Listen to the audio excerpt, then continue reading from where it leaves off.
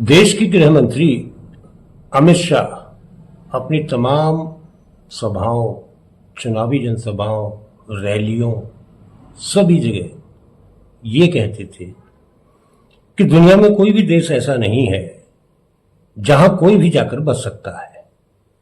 देश के नागरिकों का अपना एक रजिस्टर होना ये समय की मांग है और जरूरी है। कम से कम भारत के लिए तो बहुत जरूरी है। और उन्होंने ये भी याद दिलाया कई बार कि 2019 के चुनावी घोषणा पत्र में हमने देश के लोगों से इस बात का वादा किया है कि हम एनआरसी लागू करेंगे और पूरे देश में एनआरसी लागू होगी। वैध दस्तावेजों के बिना जो भी देश के भीतर रह रहा है उसे घुसपैठिया मानकर हम देश से बाहर करेंगे। अब सवाल ये उठता है कि एनआरसी की बात क्यों उठ रही है। एनआरसी की बात उठने के पीछे कारण ये है कि 2024 का भारतीय जनता पार्टी का जो चुनावी संकल्प पत्र है उसमें कहीं भी एनआरसी का जिक्र नहीं है। बड़े आश्चर्यजनक तरीके से इस मुद्दे को इस चुनावी संकल्प पत्र से बाहर रखा गया है। आखिर क्यों?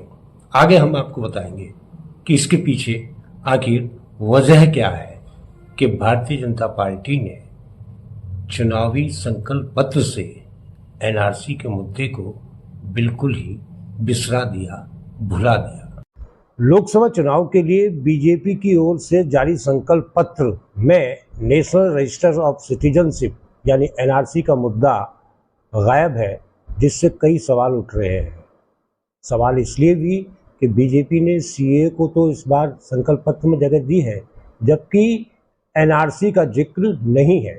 जबकि पिछले चुनाव में बीजेपी का यह प्रमुख चुनावी वादा था।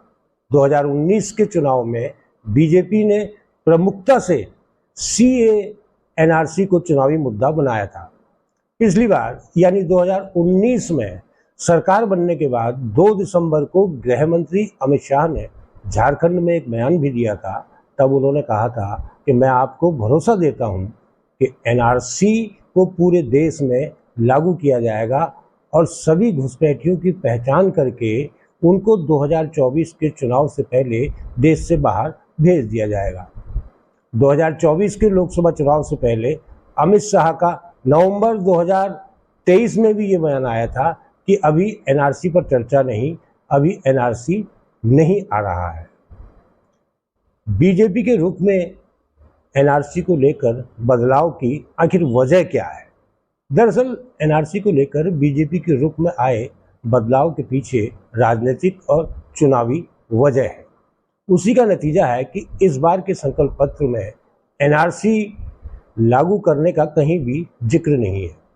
बीजेपी ने 2019 के संकल्प पत्र में बिना दस्तावेज के देश में अवैध तरीके से रह रहे लोगों से निपटने के लिए चरणबद्ध तरीके से एनआरसी लागू करने की घोषणा की थी।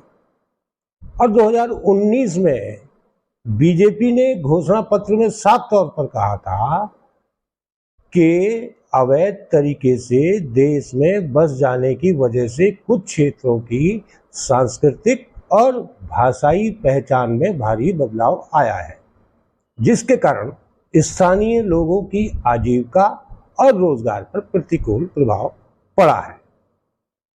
दरअसल एनआरसी को सीए से जोड़कर देखा जा रहा है, जिसका बीजेपी को इस लोकसभा चुनाव में नुकसान हो सकता था।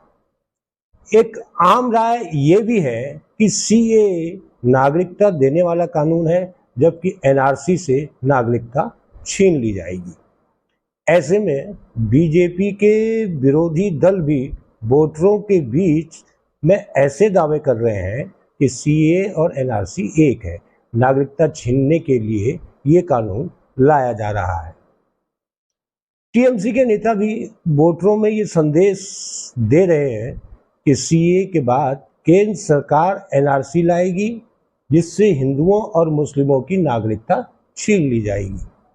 बीजेपी को डर था कि एनआरसी को विरोधियों के ऐसे अभियान से मुस्लिम वोटरों का एक मुश्त ध्रुवीकरण टीएमसी के पक्ष में हो जाएगा, जिसका फायदा टीएमसी के साथ अन्य विपक्षी दलों को भी मिलेगा, क्योंकि अगर मुस्लिम वोटर बटे तो बीजेपी के उम्मीदवारों की जीत की संभावना बढ़ सकती है।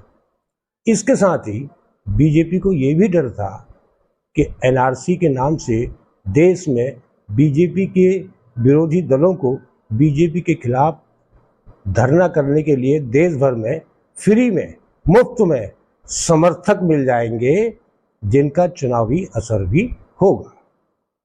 साथ ही बीजेपी बंगाल और असम के हिंदू वोटरों की नाराजगी का भी डर अपने मन में लेकर चल रही थी, क्योंकि विरोधियों ने एक धारणा बना दी थी कि एनआरसी में बहुत सारे हिंदुओं की भी नागरिकता चली जाएगी। हिंदू जो इन देशों में भारत से भागकर आए और देश में बसे, उनमें से ज़्यादातर अपनी नागरिकता साबित करने के दस्तावेज साथ नहीं ला पाए थे। अब आपको बताते हैं कि असम में क्या हुआ। यहाँ 19 लाख से अधिक लोग इस एनआरसी के वजह से बाहर हो गए और इनमें बड़ी संख्या हिंदुओं की भी थी।